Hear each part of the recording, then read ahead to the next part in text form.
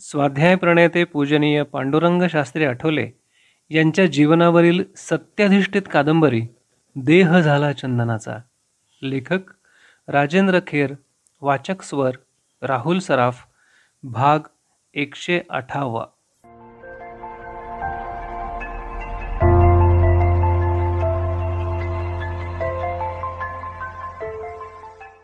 आज मंदिरातून स्वाध्याय सुटला आहे, त्यामुळे ऋषीप्रणित वैदिक विचारधाराही कळेनाशी झाली आहे. म्हणून आजच्या मंदिरात सारं काही विपरीत बघायला मिळतं. मंदिरात येणारा माणूस देवाच्या दर्शनासाठी येतो हे खरं असलं तरी त्याचा हेतू देव संतुष्ट व्हावा हा नसतो. तो काहीतरी मागण्यासाठी अथवा अधिक पुण्य मिळवण्यासाठी येत असतो. जोरजोरात घंटा वाजवून तो देवाला जागा करत असतो, जणू देव बहिराच आहे. त्या आवाजानं दुसऱ्याच्या ध्यानधारणेत आपण व्यत्यय आणत असतो याची जाणीवही त्याला नसते. बरं, देवाला जाग करण्याची ही प्रथा मध्येच कुणी आणली हेही एक आश्चर्य. विश्वनियंत्याला आपण जाग करणार? काय आपली बुद्धी! श्रावण महिन्यात तर विपरीत भक्तीला पूर येतो. हे सारं पाहिलं म्हणजे वाटतं की या प्रकारांनी भगवान गुदमरून तर जात नसेल. आपले हात खांदे मोठ्या आवेशात वेगानं हलवून पांडुरंग शास्त्री आजच्या भ्रष्ट मंदिरांवर घणाघाती आघात करत होते.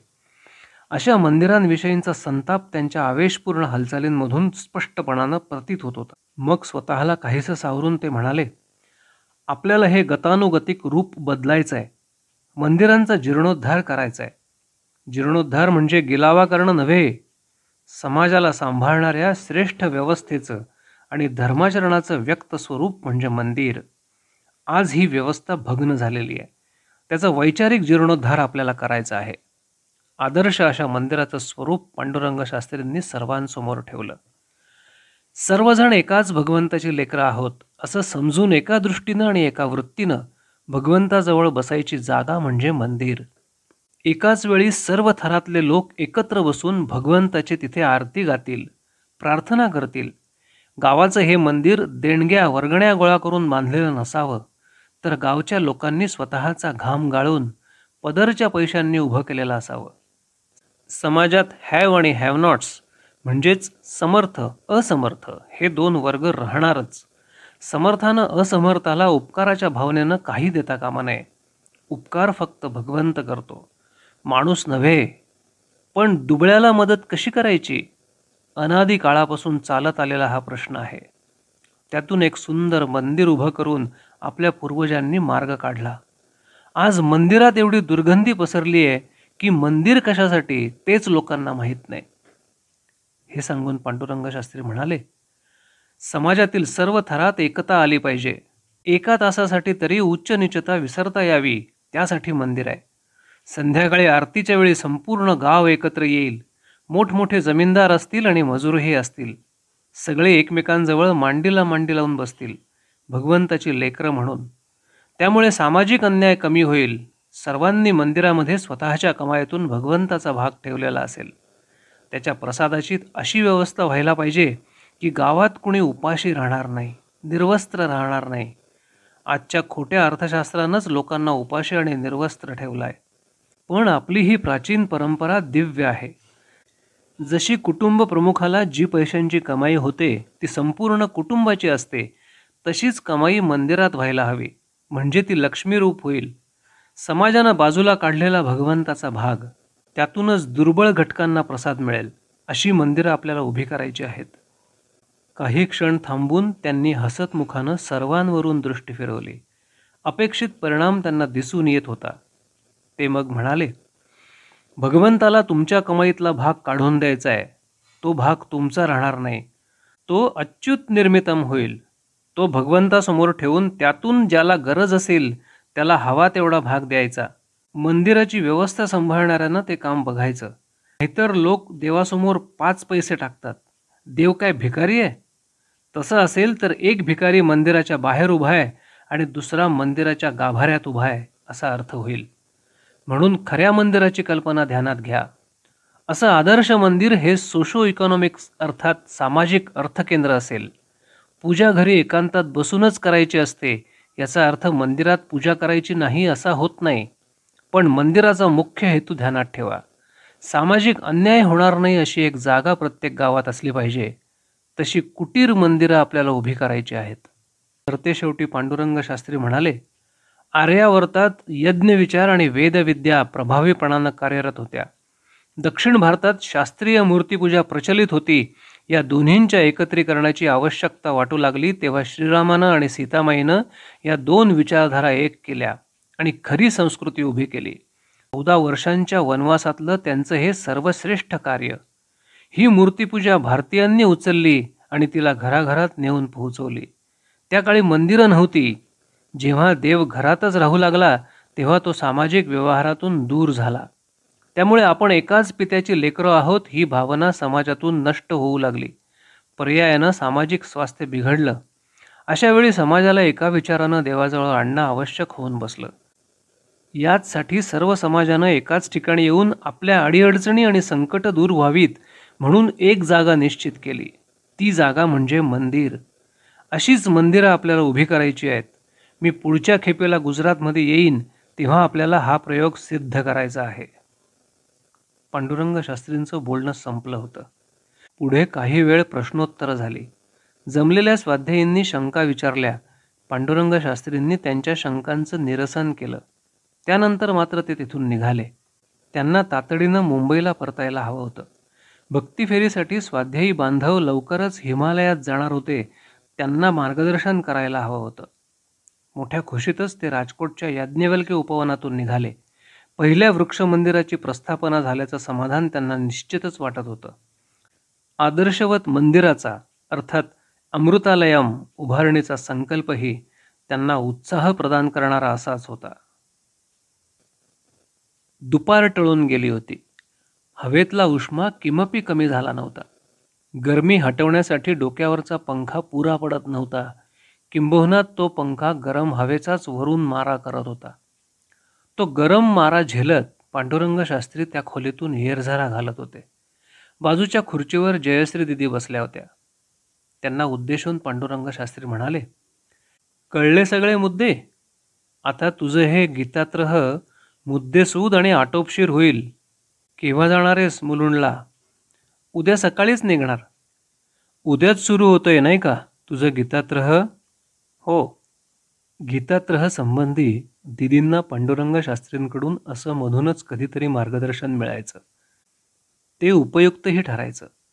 मात्र दिदींनी प्रवचनाची स्वतःची स्वतंत्र शैली निर्माण केली होती. छोटी छोटी नित्याच्या व्यवहारातली उदाहरणं देऊन एखादा श्लोक त्या समजावून द्यायच्या. श्रोत्यांना त्यांची ही पद्धत अतिशय भावली होती. त्याचा संदर्भ देऊन पांडुरंग शास्त्री हसत म्हणाले, तुझं गीतात्रह लोकांना आवडायला लागलंय. जोडीला तुझं वक्तृत्व लाभलंय, नाहीतर आमचं वक्तृत्व. हे काय हो दादा, माझी चेष्टा करायची ती. अगं खरं तेच बोलतोय. हे कसलं बोलणं? अहो, नुसतं वक्तृत्व गाजवणारे आणि पढीक पंडिती सांगणारे शेकड्यांनी आहेत. लोक तुमचं वक्तृत्व ऐकायला येत नाहीत, विचार ऐकायला येतात. तुम्ही जी गीतेची उकल करून दाखवली आहे ना, तशी कुणीतरी दाखवली आहे का?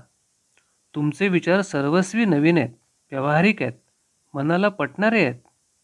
असं म्हणू नकोस. मोठमोठ्या लोकांनी गीतेचा अर्थ, पण दादा तुम्ही म्हणून सांगत नाही, पण गीतेमधला सूक्ष्म आणि खरा अर्थ तुम्ही सांगितलाय. पांडुरंग शास्त्रींनी कोणतंच मतप्रदर्शन केलं नाही. पुन्हा ते वेगानं येरझारा घालायला लागले. खुर्चीत बसल्या बसल्या दिदी त्यांच्या आवेशपूर्ण हालचालींकडे बघत होत्या. आपल्या दादांच्या मनात वेगळेच विचार चालले असणार हे त्यांनी तेव्हाच ओळखलं. मधूनच ते आपला खालचा ओठ आवळून धरत होते, तर मधूनच होकारार्थी मान हलवत होते. क्षणात हाताची मागच्या बाजूला घडी घालत होते, तर दुसऱ्या क्षणी हात पुन्हा मोकळे करून आवेशानं हलवत होते. काही वेळानं येरझाऱ्या थांबल्या आणि ते समोरच्या खुर्चीत विसावले. आपल्या दोन्ही हातांची बोटं एकमेकांमध्ये गुंफवून आणि हाताचे दोन्ही पंजे मस्तकावर पालथे ठेवून ते बसले. या साऱ्या हालचाली दिदी निरखून बघत होत्या. त्यांनी विचारलं, कसला विचार करताय दादा? एक सुस्कारा सोडून पांडुरंग शास्त्रींनी म्हटलं, अगं विचार तर सतत चालू असतात. ते मला माहीत का नाही? आता एकदम कोणत्या चिंतेनं ग्रासलंय? मी चिंता कधी करत नसतो, मी चिंतन करत असतो. तेच विचारते, कसलं चिंतन करताय म्हणून? क्षणभर थांबून ते म्हणाले, अनंत विचारांवर माझं सतत चिंतन सुरू असतं. काय सांगू तुला? वेदकालीन संस्कृतीनं केवढा विचार केला होता. एखादा प्रयोग उभा करण्यासाठी आपल्या ऋषीमुनींनी केवढं चिंतन केलं असेल. आता यज्ञाचंच बघ ना. यज्ञ करण्यामागे ऋषींचा कोणता विचार होता? त्या काळी जंगलात राहणाऱ्या असंस्कृत जमातीपर्यंत संस्कृतीचे विचार पोहोचवण्यासाठी यज्ञ होते. राक्षस लोक अर्थात गुंड लोक त्या जमातीकडून कर वसूल करत. यज्ञामुळे त्या जमातींमध्ये अस्मिता जागृत होऊ लागली. राक्षसांना कर देणं त्यांनी बंद केलं. सामाजिक शक्तीपुढे राक्षसांचं काही चालेनसं झालं. म्हणून राक्षस लोक यज्ञात विघ्न आणत असत. यज्ञाला आणखीनही अर्थ आहेत.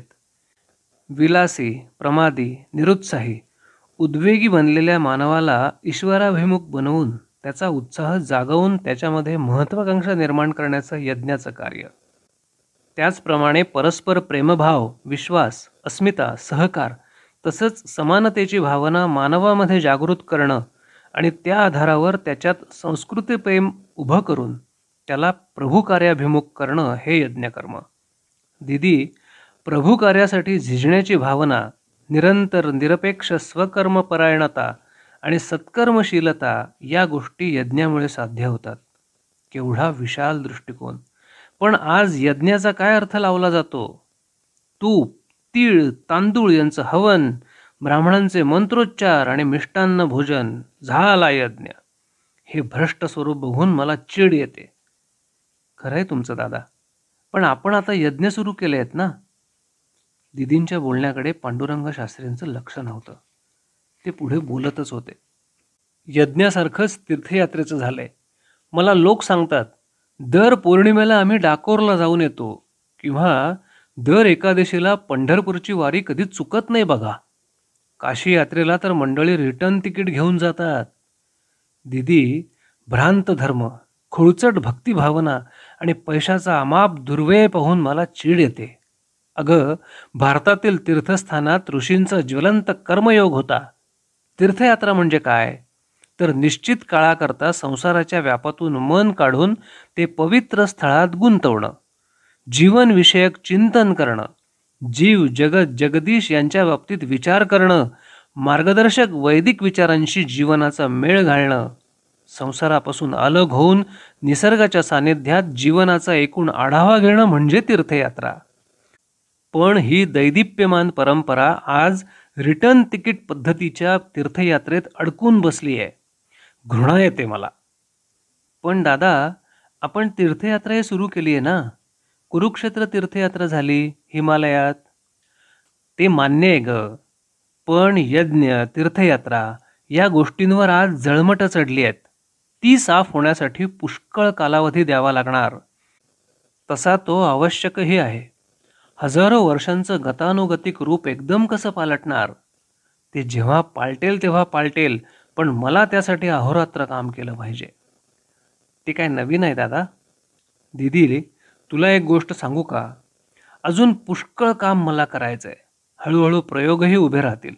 पण हे सगळं करत असताना मला स्वतःला लगाम घालावा लागतो. त्याचा किती त्रास होतो म्हणून सांगू. देवाजवळ बसतो तेवढ्यापुरतं मन शांत आणि प्रसन्न होतं.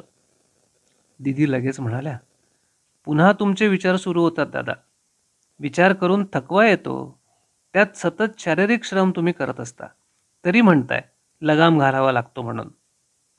पांडुरंग शास्त्रींना खरोखर स्वतःला लगाम घालावा लागत होता. पुष्कळ कामं करायची होती.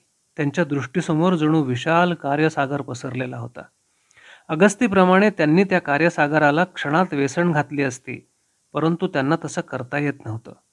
कारण त्यांना इतरांनाही बरोबर घेऊन जायचं होतं. आपल्या स्वाध्यायी सहकाऱ्यांसाठी त्यांना स्वतःचा वेग कमी करावा लागत होता. त्यामुळे साहजिकच स्वतःची गती कमी करताना मनाची चढफड होत होती, आंतरिक तडफड होत होती. पण ती गोष्ट कुणाला सांगणं त्यांना शक्य नव्हतं. काही वेळ ते शांत राहिले. तेवढ्यात निर्मलाताई बाहेरून आल्या. त्या दोघांकडे बघून म्हणाल्या, गंभीर विषयावर बोलणं चाललेलं दिसतंय. आपल्या जागेवरून उठून दिदींनी हसून म्हटलं, भाभी, हलके फुलके विषय घरोघरी चालतातच. एखादं तरी घर गंभीर नको का? तिघेही जण हसले. समोरच्या खुर्चीत बसताना निर्मलाताई मिश्किलपणानं म्हणाल्या, म्हणजे मलाही तुम्ही गंभीर बनवून टाकलत की. मी नाही अशी गंभीर. पांडुरंग शास्त्री आपल्या जागेवरून उठले आणि म्हणाले, तुम्हा मायलेकींच्या आता हलक्या फुलक्या गप्पा गोष्टी चालू देत. त्यात माझ्यासारखा गंभीर माणूस कशाला हवा. इतकं बोलून त्यांनी शुभ्र सदरा अंगावर चढवला. बाहेर निघालात वाटतं. संध्याकाळच्या वेळेला घरात बसतो का? फिरून येतो जरा. पांडुरंग शास्त्री थोड्याच वेळात घराबाहेर पडले.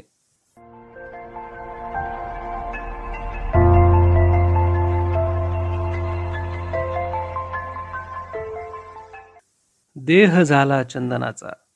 लेखक राजेंद्र खेर. वाचक स्वर राहुल सराफ.